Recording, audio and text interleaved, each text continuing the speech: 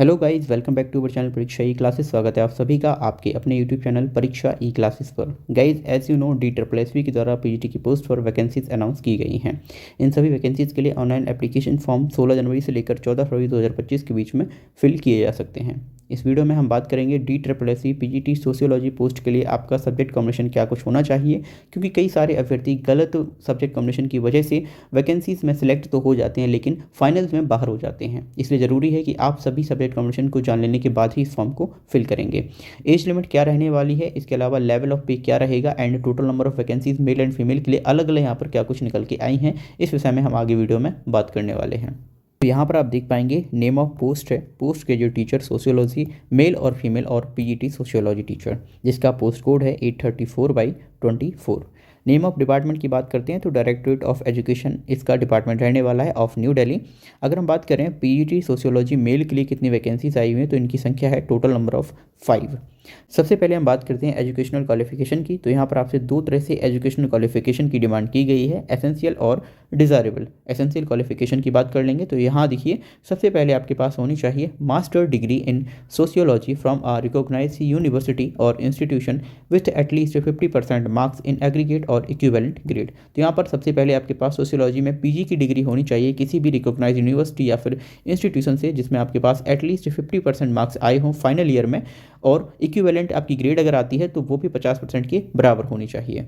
Second essential educational जो requirements है वो आपकी है बैचलर ऑफ एजुकेशन यानी BEd from a recognised university. दूसरा आपके पास नॉर्मल जो 2 ईयर बीएड कोर्स होता है वो होना चाहिए। अगर आपके पास ये बीएड कोर्स नहीं है तब आपके पास दूसरा ऑप्शन है बीए बीएड और बीएससी बीएड का। देखिए, ये जो है वो न्यू एजुकेशन पॉलिसी के तहत रन किया जा रहा कोर्स है जो आपका एक 4 ईयर कोर्स निकल के आता है। अगर आप अलग अलग बीए और बीएड करेंगे तो वो आपका 5 साल में होगा, लेकिन अगर आप एक साथ करते हैं इंटीग्रेटेड तो ये 4 ईयर कोर्स निकल के आता है, बीए बीएड और बीएससी बीएड।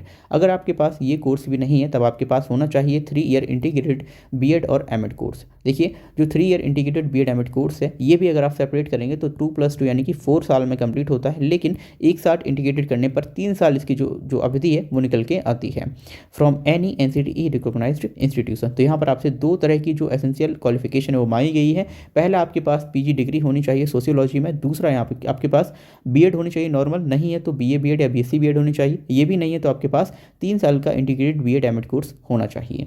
डिज़ायरेबल क्वालिफिकेशन की बात करते हैं तो ये यहाँ पर नील रखी गई है।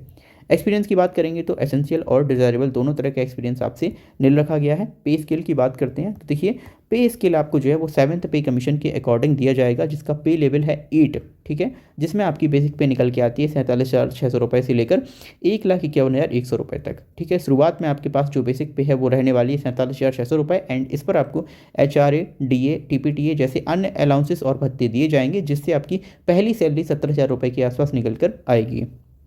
अगर हम इस पोस्ट की कैटेगरी की बात करते हैं तो ये ग्रुप बी की जनरल सेंट्रल सर्विस और नॉन मिनिस्ट्रियल और नॉन ग्रेजुएट पोस्ट रहने वाली है। एज लिमिट की बात करते हैं, इंपॉर्टेंट है। तो देखिए, इस बार जो DSSB पीजीटी की वैकेंसीज निकल के आई हैं उसमें एज लिमिट को घटाकर 30 साल कर दिया गया है। देखिए, मैक्सिमम एज लिमिट अब आपकी 30 साल होनी चाहिए यूआर कैंडिडेट्स के लिए, नॉट एक्सीडिंग 30 ईयर्स। ये रिलैक्सेबल है for government servants up to 5 years in accordance with the instructions और orders issued by central government. देखिए, गवर्नमेंट सर्वेंट को 5 साल के यहाँ पर एज रिलैक्सेशन भी दिया जाएगा। अगर आप दिल्ली स्टेट के निवासी हैं तब आपको एज रिलैक्सेशन आगे दिए गए टेबुलेटेड फॉर्म में कैटेगरी वाइज दिया जाएगा। अगर आप दिल्ली स्टेट के निवासी हैं तब आपको SC ST कैटेगरी में होने पर 5 साल का एज रिलैक्सेशन दिया जाएगा, OBC में होने पर 3 साल का, और अगर आप पर्सन विद डिसेबिलिटीज़ हैं UR और EW से तब आपको 10 साल का एज रिलैक्सेशन है। SC ST से अगर आप PWD कैंडिडेट हैं तब आपको 15 साल का एज रिलैक्सेशन है। OBC से हैं अगर आप PWD कैंडिडेट तो आपको 13 साल का एज रिलैक्सेशन दिया जाएगा। वहीं अगर हम बात करें डिपार्टमेंटल कैंडिडेट की तो उनके लिए 2 शर्तें हैं। पहली, रेगुलर गवर्नमेंट सर्वेंट होना चाहिए, उनको एटलीस्ट 3 साल की जो कॉन्ट्रैक्ट सर्विस है वो होनी चाहिए उनके पास, जिसमें शामिल किए गए हैं government civilian employees and employees of all departments autonomous local bodies of government of NCT of Delhi. इनके लिए फॉर ग्रुप बी पोस्ट के लिए अप टू 5 ईयर्स का एज रिलैक्सेशन है वो यहाँ पर प्रदान किया जाएगा। वहीं अगर हम बात करते हैं ex serviceman group B non graduate post वालों के लिए तो ये जो है उनकी ऐड होगी period of military service +3 year, तो maximum up to age of 55 years तक ये फॉर्म को फिल कर पाएंगे। अब यदि हम बात करें contractual employees of same department की, तो देखिए रिलैक्सेशन इनको अपर एज में एक बार दिया जाएगा, वन टाइम मेजर में 5 ईयर का। ठीक है, now if we will talk about PGT teacher sociology female के लिए, तो यहाँ पर किसी भी तरह की जो वैकेंसीज है वो अनाउंस नहीं की गई है। इन दिस वीडियो हमने बात की है DSSC पीजीटी टीचर सोशियोलॉजी जो सब्जेक्ट कॉम्बिनेशन है, क्या कुछ रहने वाला है इस पद के लिए, और आपकी पे स्केल, सैलरी कितनी है, and total number of vacancies कितनी निकल के आई हैं। अगर आपका कोई भी डाउट रह जाता है इन सब के अलावा, तो आप हमें कमेंट बॉक्स में लिख सकते हैं। Thank you for this video, मिलते हैं अगली वीडियो में। इसके अलावा अदर्स सब्जेक्ट की जो सब्जेक्ट कॉम्बिनेशन वीडियोज़ है वो आपको हमारे ऑफिशियल यूट्यूब चैनल में बनी हुई प्लेलिस्ट में जाकर देखने को मिल जाएंगे, उन्हें जाकर चेकआउट कीजिए। Thank you for this video, मिलते हैं अगली वीडियो में।